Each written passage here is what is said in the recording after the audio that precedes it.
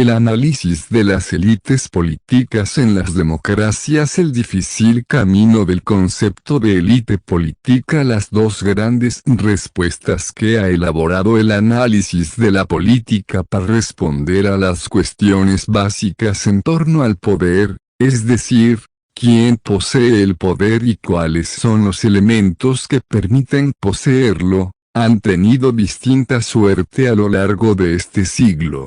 Mientras las respuestas de Karl Marx en torno a la noción de clase social han recibido una gran aceptación en el mundo académico e intelectual, las reflexiones de los teóricos clásicos de las élites, y, muy especial, de su principal representante, Vilfredo Pareto, sobre la separación de la sociedad en élites y masas, se han enfrentado a muchas más dificultades para extender su influencia.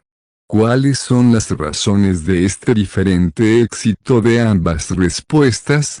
Habría que buscar una primera explicación en el pesimismo de los teóricos de las élites. Pareto, Michels y Mosca eran pesimistas respecto a la posibilidad de realización de la utopía socialista. Pero, además, extendían este pesimismo a las utopías liberal y democrática, y, con ello, estos autores pasaban a engrosar probablemente el grupo de los pensadores ingratos, de los pensadores difíciles de asimilar por su ruptura con las esperanzas de sociedades futuras más justas e igualitarias. Esta contradicción que representaban los elitistas clásicos, sobre todo, y también Weber en cierta medida, respecto a las utopías dominantes de finales del siglo VI y primera mitad del XX, explica en buena medida los problemas de penetración de las teorías de estos autores respecto a otros más optimistas. Marx tenía algunas cosas en común con la Ilustración y el liberalismo. No solo se trataba de la creencia en la necesidad de desarrollar una ciencia real y positiva, sino sobre todo de la confianza en el futuro y en el progreso. La Ilustración creía en el progreso del conocimiento y el avance infinito hacia la mejora social y moral, y el liberalismo creía en una sociedad civil formada por ciudadanos libres y pensantes que decidían y controlaban el poder político. La interpretación de Marx sobre la sociedad era sustancialmente diferente a la del liberalismo, pero tenía un punto importante en común: la confianza enorme en un futuro transformado y mejor. Eso sí, sobre bases muy diferentes. Porque Marx creía en la revolución del proletariado y en el fin del capitalismo.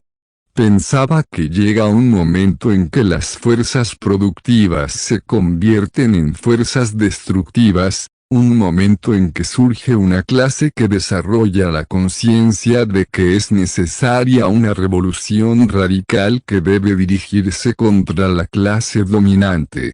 La revolución comunista elimina la actividad anterior, suprime el Estado y suprime la dominación de todas las clases, al acabar con las clases mismas.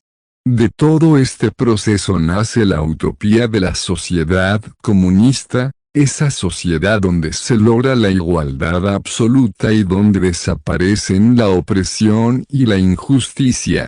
Frente a esta visión del futuro, las teorías sobre la inevitabilidad de las élites, en los partidos, en la política o en la sociedad, eran mucho más impopulares que las promesas de igualdad de la teoría marxista, pero aumentaron su correlato empírico a medida que avanzaba el siglo XX.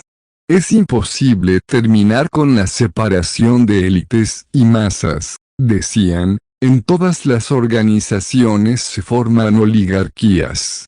Pareto pensaba que la revolución comunista era un espejismo decepcionante que nunca se tornaría en realidad. Se parece a la edad de oro de los milenaristas, siempre esperada, siempre perdida entre las brumas del porvenir, que siempre escapa a sus fieles en el mismo momento en que la creen poseer. Creía que en el socialismo y en buena parte de sus teorías había fe, una concepción religiosa de la sociedad y de su futuro, y no un intento frío y objetivo de conocer la realidad social. Por eso, pensaba que teorías, como la de la revolución comunista, entraban en el ámbito de las creencias, pero no en el del análisis de los hechos.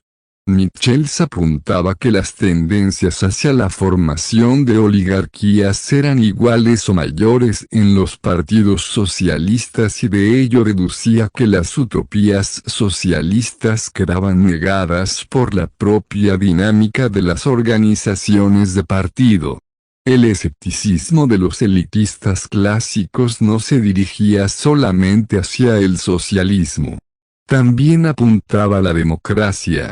Si hay élites y masas, no hay ciudadanos iguales, no hay opinión pública que controle al Estado o a las élites políticas, no hay sociedad civil formada por ciudadanos iguales y raciocinantes. Según Michels, la democracia estaba en decadencia desde el momento en que se desarrollaba el liderazgo político profesional. En una época en la que todavía se discutía sobre las posibilidades de la democracia directa, negar la utopía de la igualdad democrática total de los ciudadanos era complicado y arriesgado. El pesimismo de los elitistas clásicos les pasó su factura a lo largo de todo el siglo. Pero había otras razones que dieron lugar a la impopularidad de estos pensadores en muchos círculos académicos. Eva Etzioni-Halevi ha realizado un análisis muy sugerente de esas razones y ha llegado a la conclusión de que lo que se ha producido es un efecto eclipsador por parte de la teoría de la clase social sobre la teoría de las élites. Etzioni-Halevi ha explicado brillantemente las causas de un efecto que ella aprecia en todas las ciencias sociales. Apunta esta autora a 4 motivos principales. 1. El efecto de los padres fundadores. Cada teoría es afectada por el estatus del padre fundador y es claro que Marx tiene mucho mejor imagen que Pareto. 2. El efecto de la ideología. Marx desarrolló su teoría en conexión con la ideología socialista, pero Pareto estuvo en algunos momentos cercano al fascismo, y, aunque luego se separó, el daño fue irreparable, y, además, parece que algunos representantes del fascismo europeo vieron con simpatía sus teorías. Como señala agudamente Etzioni-Halevi, el marxismo también se relacionó con regímenes dictatoriales, pero muchos pensadores se aprestaron a señalar que eso no tenía nada que ver con la teoría original de Marx. En cambio, muy pocos osaron argumentar que los fascismos tenían poco que ver con las teorías de los elitistas clásicos. 3. Los problemas de la terminología. Pareto otorga connotaciones positivas al término de élite y, además, este concepto tiene menos capacidad que el de clase para abarcar a todas las categorías sociales y, sobre todo, para analizar a todos los que están en las posiciones más bajas. 4. El descuido del público. En el marxismo la clase trabajadora se dibuja como activa y capaz de luchar para cambiar su destino, es decir, el concepto aparece como igualitario y democrático. En cambio, en la teoría de las élites la no élite es dibujada como pasiva y apática y, además, como esta teoría no ha conceptualizado el conflicto entre élites y no élites, nunca ha alimentado la esperanza de terminar con las élites. Merece la pena extenderse sobre algunos de los motivos apuntados por Etzion y Levy, y cabe añadir, además, dos factores más. En primer lugar, uno de los temas clave que apunta esta autora es el de las ideologías de los elitistas clásicos. Y esto nos remite, a su vez, a otras dos cuestiones. 1. ¿En qué medida estuvieron los elitistas clásicos vinculados al fascismo? Y 2. ¿Invalida la ideología política de un pensador la validez de sus teorías? Muchos han sido los comentarios y las respuestas que se han lanzado sobre la primera pregunta. La impresión que se deriva de todos ellos es que no está ni mucho menos clara la vinculación de los elitistas clásicos con el fascismo. María Luz Morán, una buena conocedora de los elitistas clásicos, señala que su actitud con relación al régimen fascista no fue nunca de clara adhesión, salvo quizá en el caso de Michels.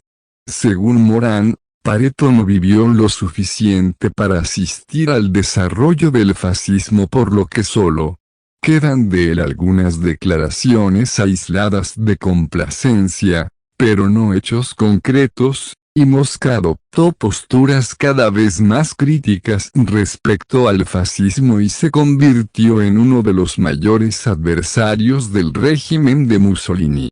Por lo tanto, no todos los elitistas clásicos estuvieron vinculados ideológicamente al fascismo, pero sí uno de ellos. Otro, además, coqueteó en algún momento. Y según algunas versiones, algunos fascistas acogieron con agrado las teorías de las élites. Es decir, si hubo algún tipo de relación ideológica entre los elitistas clásicos y el fascismo. Ahora bien, anula esta relación la calidad de sus teorías, y con ello nos situamos de lleno en un debate que surge una y otra vez en el mundo intelectual. ¿Deja un autor de ser válido si ha tenido alguna conexión con ideologías y movimientos antidemocráticos? Muchas personas piensan que sí. Son aquellas para las que no es posible separar el análisis científico de los valores, ya que consideran que estos valores influyen irremediablemente en el contenido y orientaciones de su obra, y eso tiene una influencia perniciosa, claro está, en la sociedad. La ideología de los elitistas clásicos no es, sin embargo, el único problema al que se han enfrentado sus teorías en su proceso de penetración en el mundo académico. Al margen de los otros factores ya apuntados por Etzion y Levy, se podrían sugerir dos más. 1. La ideología de los miembros del mundo académico e intelectual, y 2. El problema de las teorías de las cualidades innatas. El primer factor es esbozado por Etzion y Levy, pero no está suficientemente desarrollado si tenemos en cuenta su importancia. Es conocido el izquierdismo predominante en el mundo académico en la segunda mitad de este siglo X. Esto explica en parte la enorme penetración de Marx en el mundo académico e intelectual, y también explica las paralelas complicaciones para la acogida de las teorías sobre las élites. Se lee, se explica y se difunde no siempre lo que parece más relevante intelectual y científicamente, sino lo más cercano a nuestros valores. La objetividad total en la ciencia, también en las ciencias duras, es probablemente una utopía, ya que los valores influyen inevitablemente, si no en todo el proceso, si en el inicio de ese proceso, es decir, en la selección del tema a estudiar e investigar. Y durante mucho tiempo a muchos académicos les pareció muy difícil asumir las posibilidades del concepto de élite, junto a, o antes que, el concepto de clase. El problema de la teoría de las cualidades innatas ha tenido también su influencia. Afirmaciones como la que guste o no guste a ciertos teóricos, es un hecho que la sociedad humana no es homogénea, que los hombres son distintos, física, moral e intelectualmente. Pretendemos estudiar los fenómenos reales y, por lo tanto, tenemos que tener en cuenta este hecho. Han tenido una complicada acogida. Las ciencias sociales de este siglo han rechazado virulentamente todas las teorías de cualidades innatas, o de diferencias de capacidades entre los individuos, producto de la naturaleza, y no de la sociedad. Por dos motivos: algunas de esas teorías han servido para justificar el racismo y han alimentado ideologías de extrema derecha, y B. Son explicaciones que cuestionan las pretensiones totalizadoras de la teoría de que es la sociedad la que moldea a los individuos, tan apreciada por las ciencias sociales. Entre otras cosas porque en esa teoría se sustenta su propia razón de ser. Ambas razones han sido muy queridas para científicos sociales e intelectuales en general. No les han faltado motivos importantes para creer en la primera, ya que todos ellos son hijos de un tiempo en el que algunas ideologías han utilizado la coartada de las diferencias físicas entre los individuos como bases de justificación para la discriminación y la violencia. Las creencias en las teorías de la superioridad de la raza blanca o de la Arias sobre las demás han justificado algunos de los más atroces crímenes de la humanidad, y la prevención frente a la alusión a los rasgos biológicos ha sido la comprensible consecuencia de este proceso. Por otra parte, los escasos avances en el conocimiento de la genética hasta finales del siglo han posibilitado el desprecio de la posible importancia de los rasgos puramente individuales frente a los sociales. Hay intereses corporativos que explican el moldeamiento de los individuos por parte de la sociedad. Los avances de este desprecio, las ciencias sociales tienen su razón de ser en el estudio del proceso genética, son, por lo tanto, potencialmente peligrosos. Pero, además, la teoría del individuo como tabla rasa sobre la que dibuja la sociedad ofrece muchos menos problemas para las posibilidades de realización de las utopías, tanto democrática como comunista. Si los individuos son iguales, la igualdad es posible siempre que se resuelvan los constreñimientos impuestos por la estructura social. Pero si los individuos no son iguales, la igualdad total deja de ser posible por mucho que se cambie la estructura de la sociedad, de la política o de la economía. Todos estos factores explican que los caminos recorridos por el término de élite hayan sido mucho más complicados que los andados por el de la clase social. Como ha señalado Eva Epsion y Haley, por todas estas razones, la teoría de clases llegó a ser considerado como progresista, igualitario y democrático, mientras que la teoría de la élite ha llegado a ser considerado conservador, elitista, desigualitario y antidemocrático. Para muchos la teoría de la élite intelectual, al igual que el elitismo, se ha convertido en un término peyorativo.